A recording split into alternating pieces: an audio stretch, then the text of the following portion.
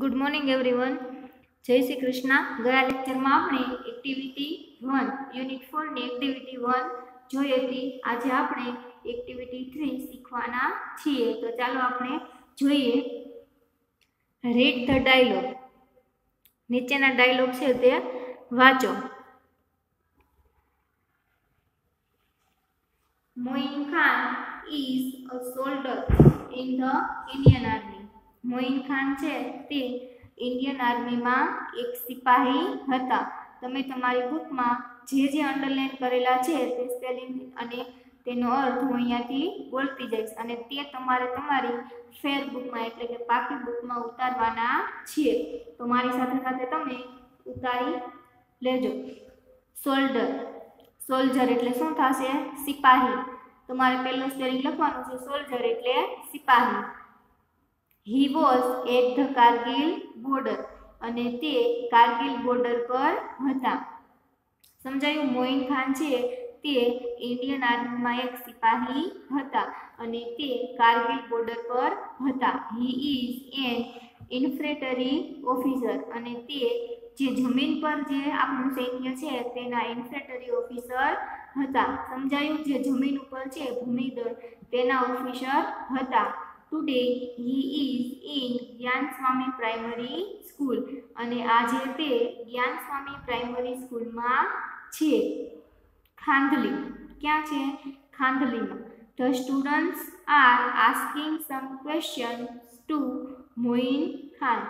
विद्यार्थीओ मोइन खान ने थोड़ा घणा प्रश्न पूछवा मांगे छे अथवा तो थोड़ा घणा प्रश्न पूछशे। तो एमां पहेलो विद्यार्थी हर्ष छे ते प्रश्न पूछे छे, हेलो सर, केम छो sir? We are very happy that you are with us. अमे खूब खुश छीए के तमे अमारी साथे छो। हेपी नो स्पेलिंग लखजो अने हेपी एटले खुश। We want to know many things from you. Wants एटले लखजो ईच्छवुं अने टू नो एटले शुं थशे? जाणवुं। शुं थशे? जाणवुं। Many things from you. Things एटले वस्तुओ। आ जेटला जेटला स्पेलिंग ની નીચે હું અંડરલાઈન કરું છું તે બધા તમારે તમારી બુકમાં લખતા જવાના છે। વિડિયો પોઝ કરી દેવાનો અને સ્પેલિંગ લખી દેવાનું, પછી તમારે ઉચ્ચાર અને અર્થ પણ સાથે સાથે લખી દેવાના છે।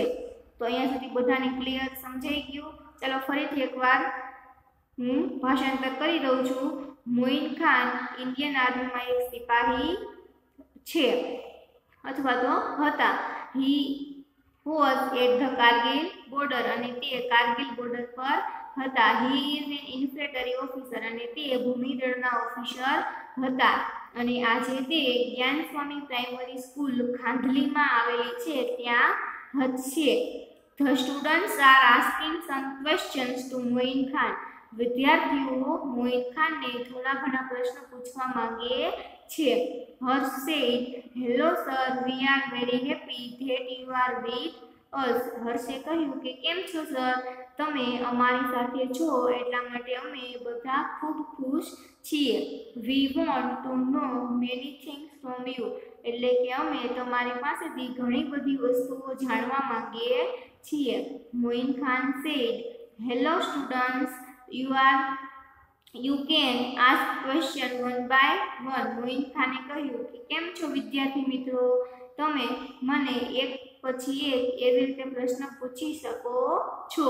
હર્ષ said, sir, do you have a very busy schedule. હર્ષે કહ્યું કે સર, શું તમારે ખૂબ જ વ્યસ્ત શેડ્યુલ હોય છે? એટલે કે આખા દિવસનું જે હોય છે સમયપત્રક એ તમારું ખૂબ જ बिजी व्यस्त होय छे। Moin Khan said, our day starts at 4:30 in the morning. अमारो दिवस 4:30 वागे वहेली सवारे शरू थई जाय छे। We have to get ready for march by 5 AM। એટલે શું કીધું કે અમારે કૂચ કરવા માટે 5 વાગે તૈયાર રહેવાનું હોય छे। Then we do some exercise। આનો સ્પેલિંગ લખી દેજો। એક્સરસાઇઝ એટલે કસરત કરવી। સમજાઈ ગયું બધાને? ટુ રેડી એટલે તૈયાર થવું. Then we do some exercise ત્યાર પછી અમે થોડી ઘણી કસરતો કરીએ છીએ. Sometimes we go for hill climbing too અને ક્યારેક ક્યારેક અમે પર્વતારોહણ કરવા માટે પણ જઈએ છીએ. અહીંયા સુધી બધાને clear? Hitesh said oh really a busy morning એટલે કીધું અરે ખૂબ જ વ્યસ્ત સવાર છે તમારી. Sir you must be hungry after a lot of exercise એટલે શું કીધું કે સર તમે આટલી બધી એક્સરસાઇઝ કરો છો ત્યાર પછી તમે ખૂબ જ ભૂખ્યા થયા હશો. Do you it breakfast after exercise? Do you ઈટ એટલે કે શું તમે ખાવ છો? બ્રેકફાસ્ટ એટલે કે સવારનો નાસ્તો. આફ્ટર એક્સરસાઇઝ એટલે કે કસરત કરો ત્યાર પછી તમે સવારનો નાસ્તો ખાવ છો? Moin Khan said yes we go for breakfast એટલે કે હા અમે બ્રેકફાસ્ટ કરવા માટે જઈએ છીએ. After breakfast we are practising firing. We practise firing એટલે કે બ્રેકફાસ્ટ પછી અમે ફાયરિંગની પ્રેક્ટિસ કરીએ છીએ. Ayushi says sir I saw a tank in a movie. આયુષીએ કહ્યું કે સર અમે મૂવીમાં ટેન્ક જોઈ છે. આયુષીએ શું કીધું કે અમે પિક્ચર જોઈએ છીએ તેમાં અમે ટેન્ક જોઈ છે. Does the tank run by itself એટલે કે શું ટેન્ક હોય તે પોતાની જાતે ચાલે છે? Moin Khan says no dear it doesn't run by itself એટલે કે ના બેટા તે પોતાની રીતે ચાલતી નથી. There is a driver in a tank એટલે કે ટેન્કમાં પણ એક ડ્રાઈવર હોય છે. Anant says sir do you drive a tank એટલે એને કીધું કે સર તમે ક્યારે ટેન્ક ચલાવી છે? Moin Khan said no I don't એટલે કે ના મેં ચલાવી નથી. There are some other soldier for that તેના માટે ત્યાં બીજા થોડાક સિપાહીઓ હોય છે. I can't drive a tank because I am an infantry officer. મેં ટેન્ક ચલાવી નથી કારણ કે હું એક ઇન્ફેન્ટ્રી ઓફિસર છું. Osin said sir what is an infantry? ઓસિને કહ્યું કે ઇન્ફેન્ટ્રી ઈ શું છે?